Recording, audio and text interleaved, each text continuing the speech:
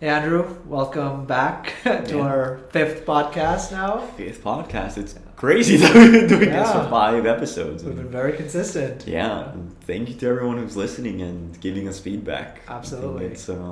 it's a fun thing that we do mostly in private. Yeah. And now I guess we do it for everyone to Yeah. judge us. So. Thank you for bearing with us, I guess, Yeah. as we just air our conversations. Yeah.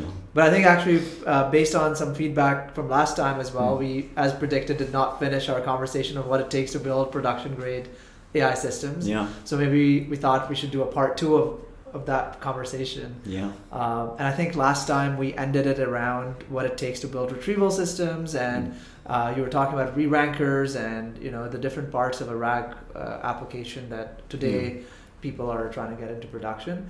And I think we left a lot of pieces uncovered. Yeah. So maybe we can start with the inference side as well, which is super Mhm. important, and just figure out, how does someone do inference in Yeah. a production environment? Yeah, really good. So from there, the biggest question is you have all the context set up, you have retrieval for what's the right pieces of context to get for a RAG system or even agentic RAG system. The most important part, which is like, where does the LLM come in?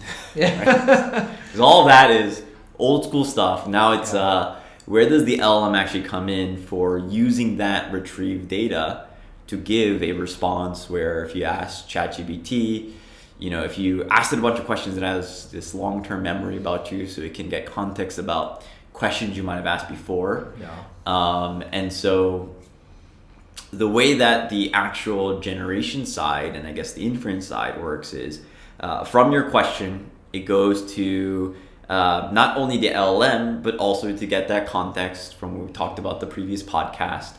I guess one step before that is actually a lot of enterprise grade systems will do a prompt rewriter. And so one thing that we've seen a lot, and it happens all the time, is people are not the best at exactly prompting what they really want. Yeah.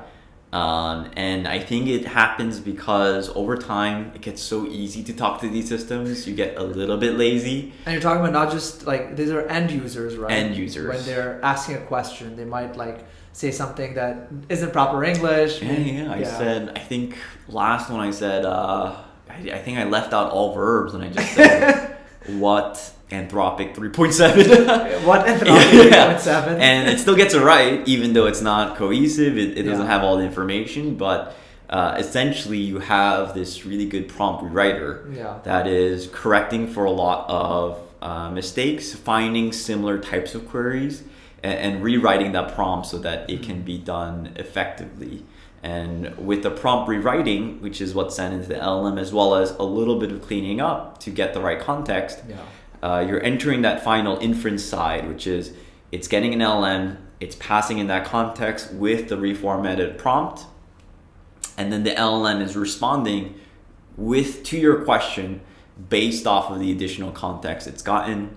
And then there's a little bit of post-processing that might happen, which is even if the LLM response looks good, you might want to do a little bit of post-processing. So one example is, let's say you want to catch PII data. Yeah. Let's say you want to catch copyrighted data.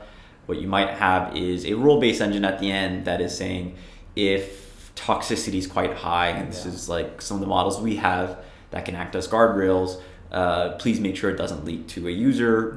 If it includes copyrighted material like Mickey Mouse or something, please block, do not send it over. Even if the training data at some point had Mickey Mouse, you can't draw Mickey Mouse, you shouldn't be able to draw it, and so you can have a guardrail that's added at the end. And then additional stuff that you might have, all the nice things with the enterprise RAG system that includes caching. And so if you're seeing a lot of repeated context over, or someone's asking a lot of repeated questions, you should be able to cache that, so you don't need to make this extremely expensive, especially with OpenAI inference call. You can just get the cache material or the cache context. But with caching, you also need cache invalidation just to make sure that any of the data that's retrieved, you can invalidate it. And this is semantic caching, right? It's not just caching. like key value lookup like traditional systems. You kind of have to figure out like what Claude 3.7 is the same as like asking about what is Claude 3.7 Sonnet. Exactly. And so like, how does someone kind of like think about that? Yeah, and so with semantic caching, you can almost view it similar to how you've done, let's say, cosine similarity within the embedding space. And so you can actually start saving a lot of the context directly with a little bit higher match of this is close enough that we know that the question relevant to it is going to retrieve context like this. Yeah.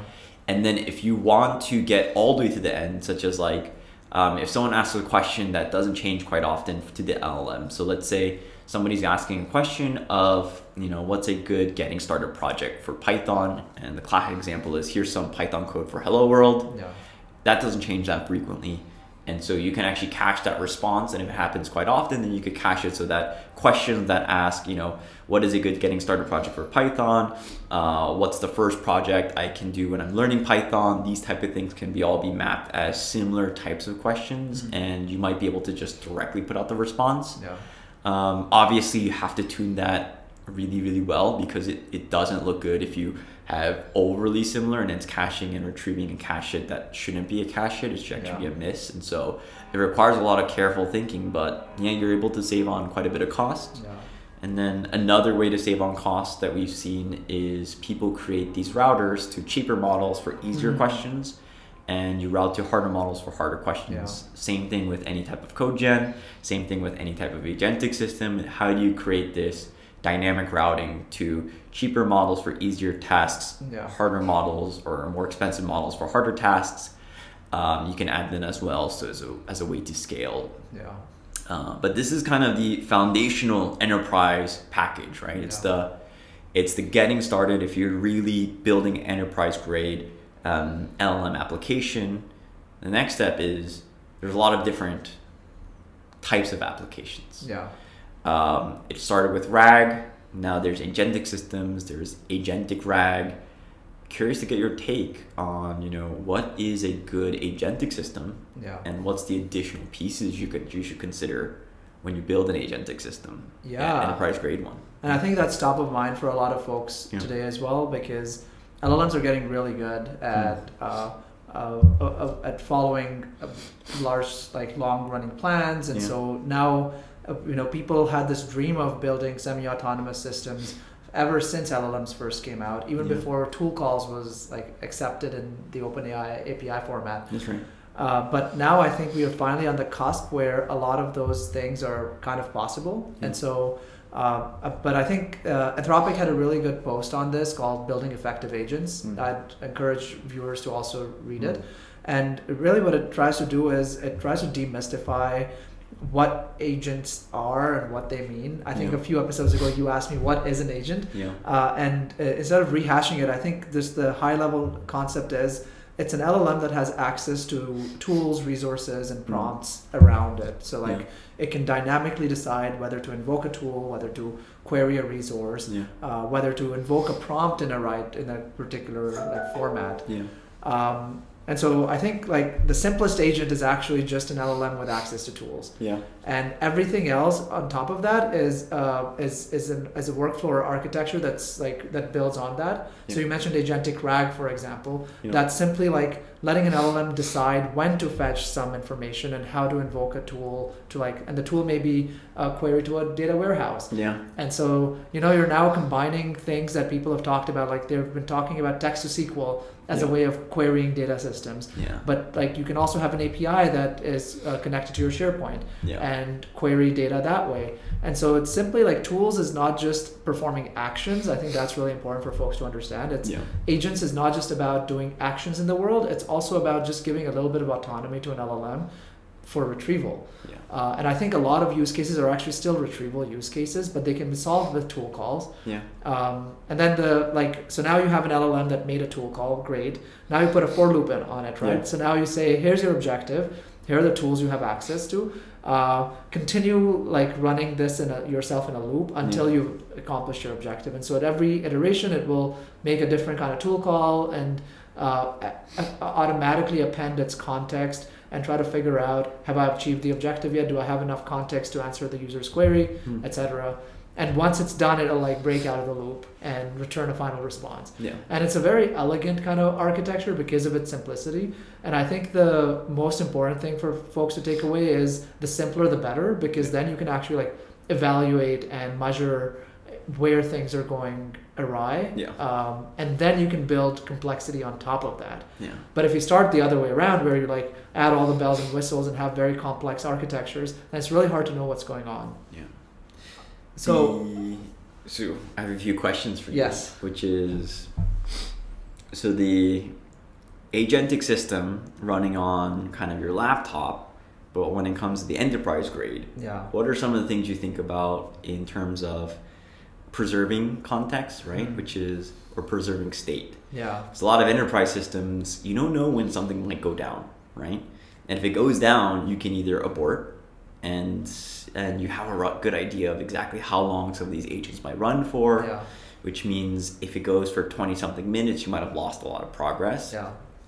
And then the second question that comes up is, how do you persist, effectively long-term memory, Yeah. right? Because you need to have some type of way of keeping persistence of memory, which is unlike on your laptop where, if you shut it down or, if you have a local database, it's not really that resiliency that you see with an enterprise grade Yeah. system. And so, yeah, we'd love to hear your thoughts. Yeah, those are two foundational concepts that you touched upon. One is state and the Yeah. other is memory. So let's cover those separately.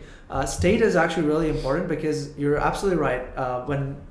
Today when you invoke an LLM, it's not anymore as simple as like you prompt an LLM and you wait for a response. Like a Q&A style bot is good. It still has value in many use cases, but companies are going way beyond that. They're doing report generation, async workflows, and all of that requires you're not sitting in front of a computer and a process is running in memory. There's some state management happening. The good news is we've thought about this problem for distributed systems for years as an industry, and so there are really great workflow orchestrators that you can hook up to an agentic system to give it state management. And so what that means is like the simplest architecture for an agent where an LLM is making tool calls, on every iteration you could persist that state to some state machine or state orchestrator, like Temporal, Airflow, Prefect. There are so many of these out there. But you can use them as state machine managers, and then you basically have this way of understanding like failure, resumption, suspension, all of those like pause, resume workflows that exist. You need to give those to an agent because a lot of the times agents are not fully autonomous. They require some kind of external input, like a human input. For example, you might want to like have an agent that crafts your LinkedIn posts in some way. And so, but before it posts them, it might want like final approval from the person who owns that LinkedIn account. And so you can imagine like a web portal where the agent did its job, it drafted a few things, but it's waiting for the final response. So it's effectively the workflow is paused, and then you may approve or reject different things, and then it continues the workflow from there. And that's just a state machine. But it's very important to hook that up architected in that way for it to be asynchronous, because you might go for a coffee as a human being, or you might like go and check in the next morning, and it doesn't make sense for these workflows to be just in proc that whole time, because it's really hard to then resume them and suspend them and so forth. And then the second concept you mentioned is equally critical, which is memory. And you touched upon this earlier, where now if you use ChatGPT, OpenAI kind of maintains in the background some state of like, who you are, what kind of ways you've interacted with their models. And so it remembers that and it augments that context. And it's very context dependent. So there's, I like how memory to be sectioned into different ways of like scoping, similar to IAM roles and permissions. So there's user memory, which is like what is information about Andrew that the model should know about. But then there's organization memory, which is like Andrew works at Last Mile, and there's information that everyone at Last Mile has access to, and so that should probably be augmented to any query that you make. Then there's like entity memory, which is different things that you care about, like as you read papers, there's specific concepts and terms and nuances that matter to you more than they matter to others. And so it's actually like about these different scopes and how to intelligently save them, but also to augment them at the right time in the right context. And it's non-trivial. That's where the magic is. But like from the developer's perspective, it should be as simple as like query.get context, and you, depending on where that's invoked, append all the right information, and then also at the end of that session persist it back into the right data stores. But I think we're just so far now, we've advanced so far from the original like RAG architecture of you had data, you chunked it, you put it in a vector DB, and then you queried it. We're now like in this very complex infrastructure and architecture which is needed to build a production grade system. But again, starting simple is the way to success. The question I have for you is when to agent and when to build a function. Because I think I've seen people use an LLM or an agent for things like I want you to update every instance you see with this person's name without, with a null value. Which feels like a string match function. And, that's kind of the extreme end of one abuse. And so I'm curious, where do you draw the line of what should be an agent that uses an LLM versus what should be more of a function? That's a really good question. And I think so the only use of an agent is when you have super unstructured kind of data or context or non-deterministic plans that you can't write into well-defined rules and code yourself. That's when LLMs really shine, because you're basically saying, I have this intelligence module which can kind of make decisions dynamically and invoke the tools they have access to in an intelligent way to perform and achieve an objective. But if the objective is super well defined, like making a DB edit or doing a string match, then just have that as a function.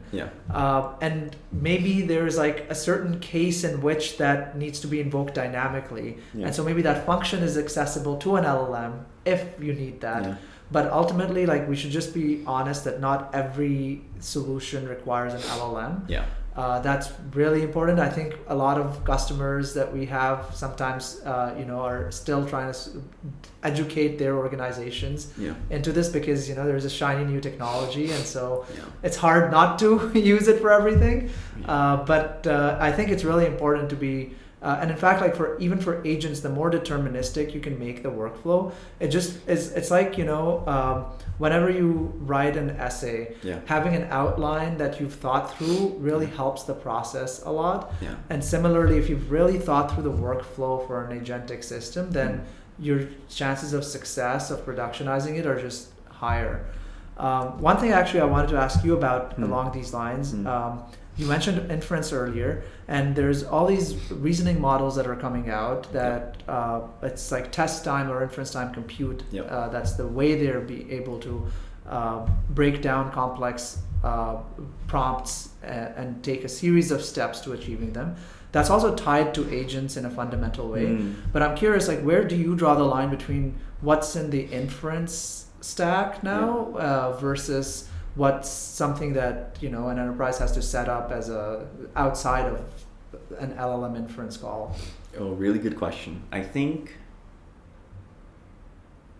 my response would have been different maybe a few years ago. Nowadays, it feels like more and more is being pushed into the inference stack. I think the key piece of knowledge that a lot of model providers have leaned into is people want simplicity. And so even though the OpenAI models and ChatGPT is not actually just one model, it appearing like a single model is really great in the user experience. And so there are things that they do already there that is quite interesting, where if you use ChatGPT, it does have associated memory. And so if you're using ChatGPT, it will probably say memory updated at times. It has the human feedback baked into it to collect experimentation results of whether it's good or bad. It has guardrails onto it as well. And so nowadays, I think the parts of it that you really want to build out yourself are the ones that you know is unique for your company. And other things that are not unique to your company, assume that at some point OpenAI or these leading model providers are already looking at it as something that they can get into. Or something that you need to set up because it's agnostic to the models. So for example, evaluation is really hard to just use OpenAI's evaluation because it requires not just evaluating OpenAI, but Anthropic and all the other model providers, each now starting to go into their strengths of, Anthropic with 3.7 is extremely good for coding, and it's becoming the de facto recommendation for a lot of people who are coding to use Anthropic, and so it's finding that as a really positive niche. And so as these things are coming out, the only pieces I think you really need to focus on, either it's specific to you or you need to create something that works across all models because that's the intended purpose, such as like evaluation. So it's really interesting to think about. I think it's still being defined a little bit, but I'm surprised by how much goes into the models now. Where although it's a single endpoint, it's doing a lot behind the scenes. Absolutely. Extremely complex, compound AI, both models and infrastructure. And it's enabling, I think, newer kinds of user experiences as well. Like, deep research is something that recently came out, and it's simply like a workflow engine of orchestrating a very complex set of tasks and flows, but with a single, simple request that a user can send, and then it can go off and do its thing for 20 minutes and come back with a response. So it's still a question answer style approach, but so much happens in between now. And part of it is on the inference side, on the reasoning side. A lot of it is on tool calls and retrieval and RAG style approaches, but it's combining that all in a nice user experience. Exactly. And I think that's also what makes it so appetizing for enterprises. But on the other side, it's also part of the problem where it almost seems unattainable for companies where they're like, I'm using OpenAI's APIs, but I'm not able to get that same experience that ChatGPT has. I can't actually get an internal ChatGPT that just works like how they do because of how much investment they put into it, that even their API driven products, if it doesn't make these really opinionated decisions on like the experience, it's hard to mirror that within companies. And so it's a fascinating time to be in the space. There's a lot of interesting paradigms coming up with how people are building applications on top. Absolutely. On the optimistic side, though, I think because the models have gotten really great, I have been seeing how simple some of the implementations can be now compared to even like a few months ago. Where, for example, we have this project called MCP Agent, which is about building agents with model context protocol. And someone built a code interpreter in like 50 lines of code with like setting up a Docker container that lets you run code on your even like local computer. You just give it code and it can run in that sandbox environment, and a LLM kind of that generates the code and then sends it in to this tool with a Docker image to be able to execute. And it all was like hooked up within 50 lines, and there's a lot of work that it takes to get that from that point to production, but just like the getting started, and it works reliably and all that, it's pretty optimistic. I'm very optimistic about like how simple architectures can be scaled out, I think. But I'm curious, I guess, any other thoughts that you have on agents specifically, and especially like predictions for the next few months, because everybody's trying to make decisions on how they update their enterprise architectures to accommodate this new kind of workflow. I think the big So one prediction is, I think if you take the execution path for an agent, I think optimization of that is prime for disruption. Because in the proof of concept for agent type systems, with each call to an LLM, you're growing the amount of error, the margin of error, right? So even if all the agent calls are 97% accurate, you're kind of having a compounding amount of error that's kind of building up into the point that it's not a viable solution. Yeah. And so things where you can optimize that execution graph will probably remove or dramatically improve the margin of error. So as opposed to doing 15 LM calls with even like supervisor agents to do, doesn't meet a certain criteria, all of that, if you reduce that to 3, right, you can get a much higher, quality score. Right. Okay. I think we just ran out a little bit of memory when recording, but we made it to the end. Yes. And so we have a lot to still talk about, especially with agentic systems and enterprise grade systems. Scratch the surface because the architecture I described is just LLM with tool calls. So there's a lot more to discuss still. A lot more to be discussed and a lot of things happening in the industry that's pushing it forward. And so really interesting to see within the next few months how things develop and what new paradigms come up. But yeah, thank you so much for joining us for the 5th episode of Backprop. And stay tuned for the next episode where we'll cover more things that are top of mind for us. Thank you. Amazing. Thanks. Bye.